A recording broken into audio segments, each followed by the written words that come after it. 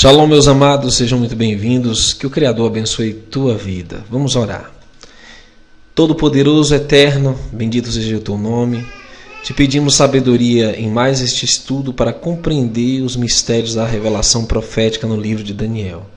Perdoa os nossos pecados, abençoe as pessoas e suas famílias, os sinceros que buscam fazer tua vontade e entender tua revelação. Em nome de Yahushua te pedimos. Muito bem, meus queridos, esse é mais um estudo nos livros de Daniel. Hoje nós vamos falar sobre Daniel capítulo 8. Se trata das 2.300 tardes e manhãs e a profecia do anticristo. Bom, nós lemos no início deste capítulo que foi no 3º ano do reinado do rei Belsazar. Apareceu-me uma visão a mim, Daniel, depois daquela que me apareceu no princípio. Eu vi na visão. Ora, foi assim que quando vi, eu estava no castelo de Suzã, que é na província de Elão. Vi na visão, eu estava junto ao rio Ulai. Então, Daniel já era avançado na idade, quando ele recebeu esta visão, e já era uma altura da história em que Medos e Persas dominavam o mundo. E ele diz: então levantei os meus olhos e vi, e eis que estava em pé diante do rio um carneiro que tinha 2 chifres. Os 2 chifres eram altos, mas um era mais alto do que o outro, e o mais alto subiu por último. Note, ele apresenta nesta visão um carneiro com 2 chifres. E tem uma característica interessante: um dos chifres eram mais altos, ou seja, o poder dos persas era mais alto que os dos medos, já que era um império composto, como aquele urso que se levanta de um lado no capítulo 7, conforme vimos no último estudo. Ele diz: vi que o carneiro dava amarradas para o ocidente, para o norte e para o sul. Nenhum animal podia parar diante dele, nem havia quem os pudesse livrar do poder dele. Ele, porém, fazia segundo sua vontade, e assim se engrandeceu.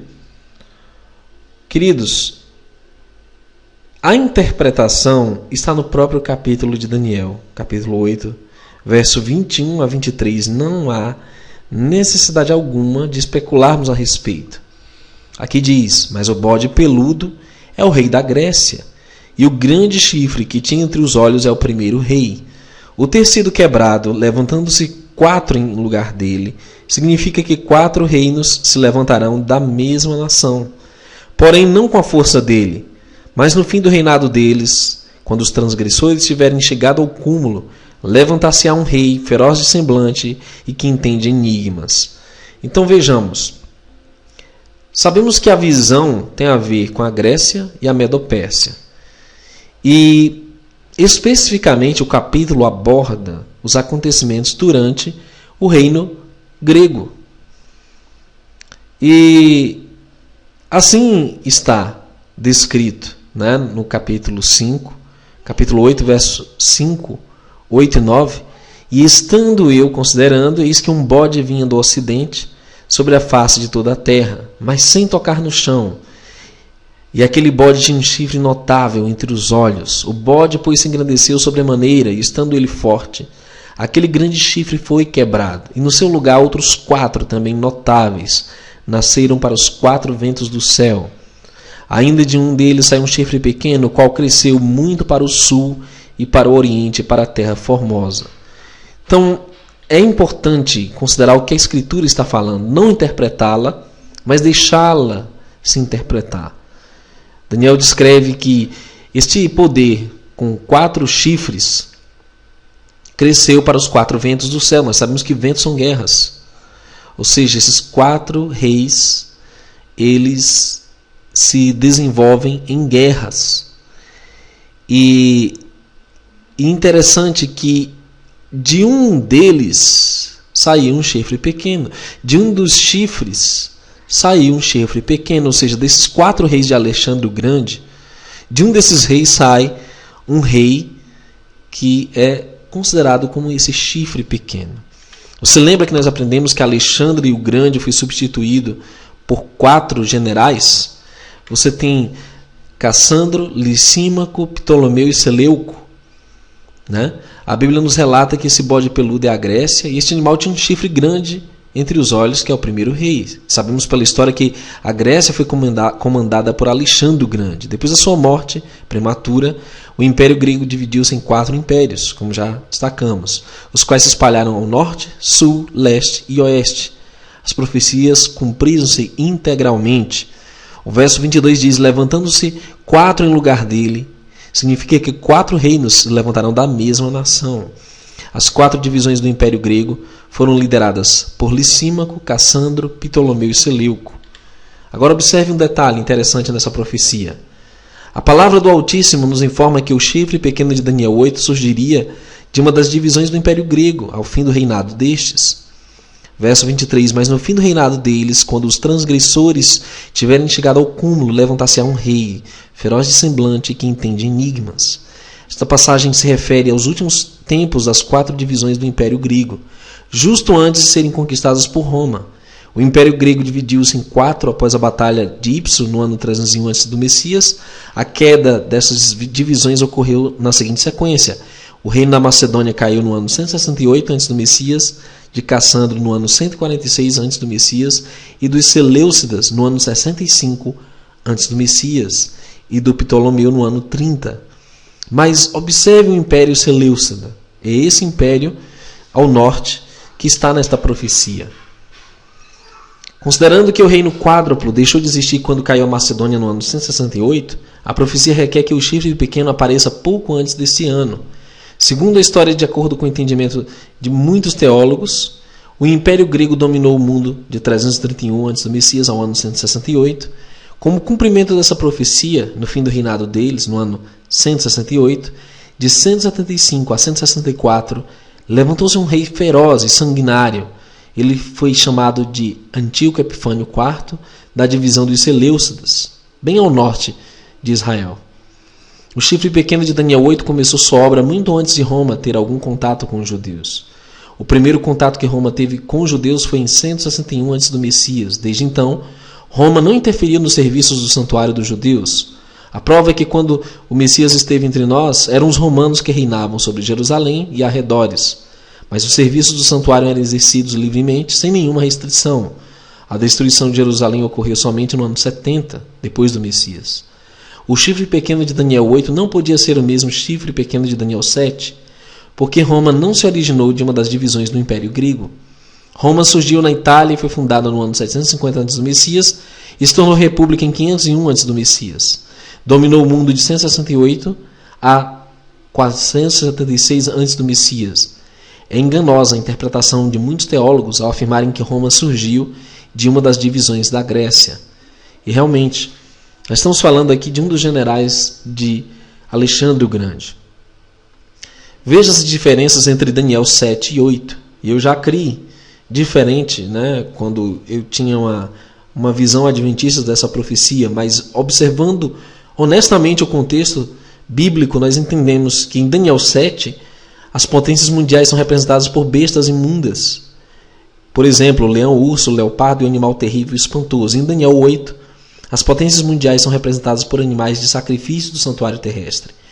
E nós temos aí o cordeiro e o bode. O capítulo 7 de Daniel foi escrito em aramaico, um idioma gentil, e isso parece indicar que foi escrito para ser lido pelo mundo gentil. O capítulo 8 foi escrito em hebraico, parecendo indicar que foi escrito para ser lido pelos judeus. Em ênfase, Daniel 7 é dirigido ao mundo inteiro. Em Daniel 8, a ênfase é dirigida aos serviços do santuário judaico. E por isso que o Daniel capítulo 8, o chifre pequeno, é diferente do chifre pequeno do capítulo 7.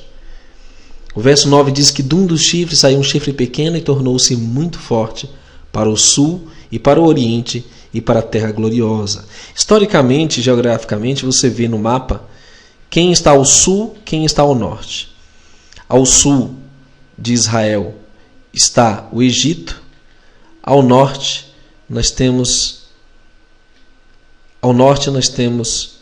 a dinastia Seleucida, de Antíoco Epifânio. E na profecia nós estamos falando ao norte de Israel, Antíoco Epifânio. Será que a profanação ocorrida no santuário e o terrível massacre de dezenas de milhares de judeus ainda durante o Império Grego, não foram previstos e anunciados pelo Altíssimo ao seu povo? O Criador falhou? Será que a profecia de Daniel 8 não foi um aviso do Criador a essa tragédia que se abateu sobre o seu santuário terrestre e seu povo entre 168 e 165 antes do Messias? Foi um período negro para o povo judaico. Como Yahweh não levantou profetas para registrar os acontecimentos ocorridos entre o último livro do Velho Testamento, Malaquias, e o primeiro livro do Novo Testamento, Mateus, necessariamente temos que buscar dados através do trabalho dos historiadores. O mais confiável entre todos os demais destacamos Flávio Joséfo, que foi um historiador judeu. E como já vimos, o chifre pequeno de Daniel 7 é um poder religioso apóstata que surgiu depois da extinção do Império Romano, em 476. Conforme Daniel 7, 24 e 25, houve então a divisão do Império Romano. O Império Romano fragmentou-se em 10 reinos, entre os quais se levantaria um diferente dos outros 10, o qual proferiria palavras contra o Altíssimo e consumiria os santos do Altíssimo. Cuidaria em mudar os tempos e a lei, e os santos lhe seriam entregues na mão por um tempo, tempos e metade de um tempo. De fato, esta profecia está relacionada à perseguição do grande Império Romano. Mas quem é o rei feroz de semblante, aqui do Daniel 8? Representado pelo chifre pequeno? Há uma opinião quase unânime entre eruditos bíblicos judeus e de muitos cristãos de que o chifre pequeno de Daniel 8 é Antíoco Epifânio IV. Tudo se ajusta perfeitamente ao período do reinado de Antíoco Epifânio IV. O mesmo não pode se dizer de Roma pagã nem de Roma cristã. Observe com cuidado. Isso engrandeceu até contra o exército do céu, e alguns do exército e das estrelas lançou por terra e os pisou. Ele se engrandeceu até contra o príncipe do exército, e foi por ele tirado o sacrifício contínuo. No original apenas tem o contínuo. E o lugar do seu santuário foi lançado por terra. E um exército foi dado contra o contínuo por causa da transgressão, e lançou a verdade por terra e o fez, e prosperou. Em Daniel 8, esta passagem não está falando de seres celestiais, porque nem o Império nem sequer Roma lançou por terra seres celestiais. A interpretação é dada pela própria Escritura. Diz: os filhos de Jacó são descritos no sonho de José como estrelas, Gênesis 37, 9. Os governantes judeus são chamados de exército dos céus no alto, em Isaías 24, 21. O termo príncipe do exército tem o significado de cabeça, chefe, general, administrador, etc. Neste caso seria o sumo sacerdote do templo judaico. Em Atos 23, 4 a 5, o apóstolo Paulo chama o sumo sacerdote Ananias de príncipe.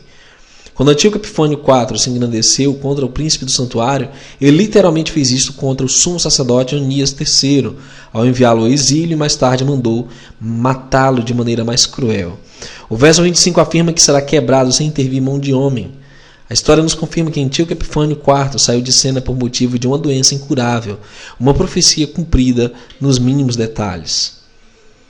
Depois ouvi um santo que falava e disse a outro santo, aquele que falava: até quando durará a visão do sacrifício contínuo e a transgressão assoladora, para que sejam entregues o santuário e o exército a fim de serem pisados? E ele me disse: até 2.300 tardes e manhãs e o santuário será purificado. É importante compreender que 2.300 tardes e manhãs são divididas pela metade, porque 2 serviços eram realizados no santuário, um de manhã e uma à tarde a cada dia.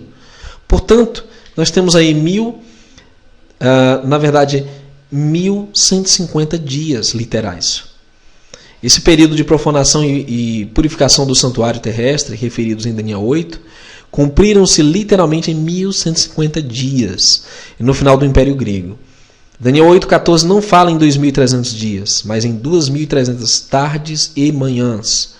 Todo o capítulo 8 de Daniel está relacionado com o santuário terrestre. Como vimos, os animais aí mencionados têm relação com as atividades do santuário. Não se pode dizer o mesmo dos animais de Daniel 7. Estas 2.300 tardes e manhãs, pelo contexto, estão relacionadas com os sacrifícios diários do templo. Então, qual foi o entendimento que Daniel teve em relação ao holocausto contínuo mencionado em Daniel 8, 11 a 13? Em Êxodo 29, 38 a 42, deixa claro que se refere aos serviços realizados no santuário. O que Daniel tinha em mente eram 2.300 sacrifícios, uma tardinha e outro de manhã. E não 2.300 anos, como querem alguns teólogos e denominações como a Igreja Adventista faz. No santuário eram realizados 2 sacrifícios diários. Para sabermos a quantidade de dias, basta dividirmos 2.300 sacrifícios por 2, cujo resultado dá 1.150 dias literais. Não seria correto afirmar que 2.300 tardes e manhãs são exatamente 1.150 dias? Como que uma tarde mais uma manhã de sacrifícios podem ser igual a um ano profético? Isso é distorção das Escrituras. A história nos confirma que o santuário terrestre foi agredido e profanado por Antíoco Epifânio IV, no final do Império Grego, de 168 a 165 a.C. do Messias, e purificado por Judas Macabeus. Vários historiadores registraram em detalhes a invasão e profanação ao santuário judaico por Antíoco Epifânio IV. Destacamos aqui 2 dos mais confiáveis, não só por parte dos judeus, mas também pela comunidade teológica internacional: Flávio Josefo e Judas Macabeus. Embora os livros escritos por Judas Macabeus, Macabeus 1 e 2, sejam apócrifos, isto é, não aceitos como inspirados, os historiadores, no entanto, os têm usado como documentos de grande valia para resgatar a verdadeira história do povo judeu. Como os escritos de Judas Macabeus não são aceitos por muitos cristãos, optamos em priorizar textos escritos pelo historiador Flávio Josefo, de seu livro História dos Hebreus. Tudo o que Flávio Josefo escreveu sobre o massacre liderado por Antíoco Epifânio IV é confirmado por Judas Macabeus em seus 2 livros, 1 e 2. Bom, queridos, você observa o que ele diz. A profunda paz que Antíoco gozava e o desprezo que ele tinha pela pouca idade dos filhos de Ptolomeu, que os tornava incapazes de tomar conhecimento das coisas, fê-lo conceber a ideia de conquistar o Egito. Declarou guerra e entrou no país com um poderoso exército. Foi diretamente a Pelusa, enganou o rei Filopator, tomou Mênfis e marchou para Alexandria para se apoderar da cidade da pessoa do rei. Isso está em História Macabeus, página 286. Então ele se dirigiu para o sul, conforme a profecia disse. Ao sul de Israel é o Egito. E o historiador Flávio Josefo menciona a data de 25 de Quisleu como início da oferta de sacrifícios impuros. A invasão e profanação, no entanto, ocorreu um pouco antes, em 15 de Quisleu de 145. Ano Seleucida, que corresponde a 10 de dezembro de 168 a.C. do Messias, do calendário juliano. Conforme registrado pelo historiador Judas Macabeus em 1 Macabeus 1, 37 e 54, com a introdução da abominação desoladora sobre o altar dos holocaustos, ou seja, a ereção do altar do deus pagão Zeus ou Júpiter, em 25 de Quisleu de 148, ano 165 do calendário juliano, antes do Messias, claro. O templo foi purificado e retificado ao Eterno por Judas Macabeus, conforme 1 Macabeus 1,54. Essa data é anualmente comemorada pelo povo judeu e é conhecida como Festa da Dedicação, mencionada no Evangelho de João, capítulo 10, verso 22. Contando o tempo desde a introdução da abominação no templo, em 15 de Quisleu de 145, ou 10 de dezembro de 168 antes do Messias, no calendário juliano, até o 25 de Quisleu de 148, ou 20 de dezembro de 165 antes do Messias pelo calendário juliano, temos 3 anos e 10 dias, ou seja, 1.105 dias, ou 365 vezes 3 mais 10, faltando 1.150 dias, apenas 45 dias. Segundo a nota de rodapé da Bíblia Católica, edições Paulinas, Pontifício Instituto Bíblico de Roma, o dia 15 de Quisleu corresponde a 10 de dezembro de 168 a.C. do Messias, e que, conforme Braley, em A Neglected Era, ou seja, uma era negligenciada, o decreto contra a religião judaica emitido por Antíoco Epifânio IV e descrito em 1 Macabeus 1,41 foi enviado em 25 de outubro de 168 a.C. do Messias. Ora, de 25 de outubro até 10 de dezembro temos 45 dias. Somando 1.105 dias mais 45 dias, temos um total de 1.150 dias em que houve profanação no santuário e que Antíoco Epifânio realizou essa abominação desoladora. E aconteceu que, havendo eu, Daniel, tido a visão, procurei o significado. E eis que se apresentou diante de mim como que semelhança de um homem, e ouvi uma voz de homem entre as margens do Ulai, a qual me falou e disse: Gabriel, dá a entender a este a visão. E veio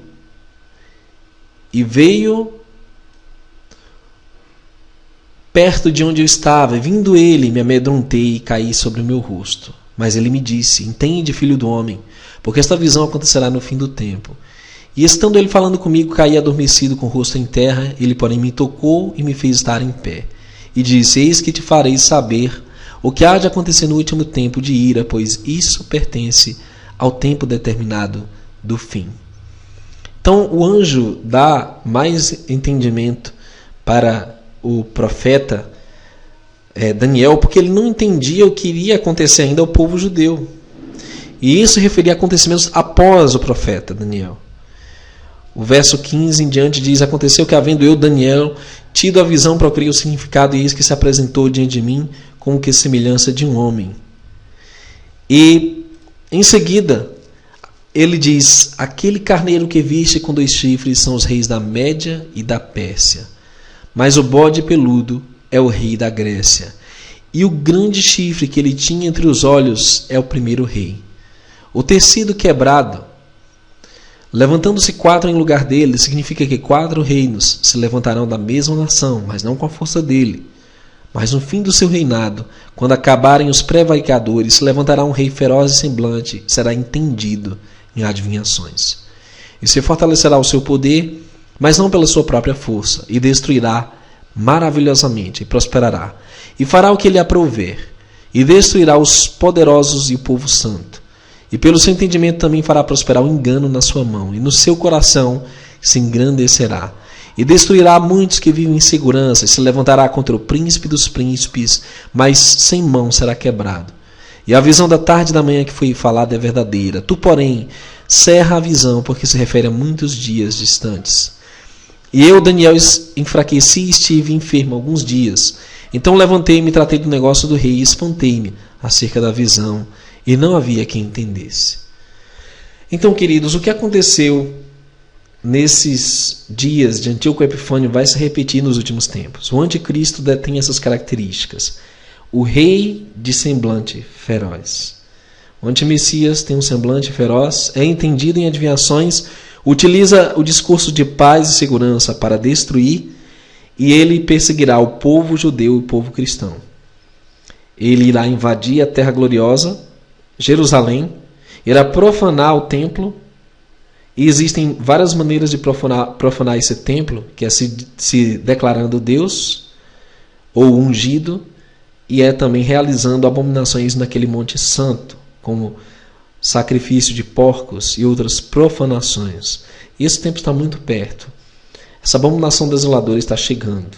Nós precisamos entender o passado para entender o futuro, e que o Criador nos guarde e nos abençoe. E para encerrar, eu gostaria de pedir em favor dessa família que realmente precisa da sua ajuda. Esse pai de família está enfermo do coração, não consegue trabalhar, e aí estão os dados para você contribuir. Caixa Econômica, conta poupança, operações 03, agência 1089, a conta 097744, dígito 6. Que o Criador abençoe grandemente a todos que se compadecerem e ajudarem o próximo. Esse estudo fica por aqui. Que o Criador abençoe sua vida. Continue nos acompanhando, curtindo, compartilhando. Inscreva-se no canal. Até o próximo Hangout, se o Criador permitir.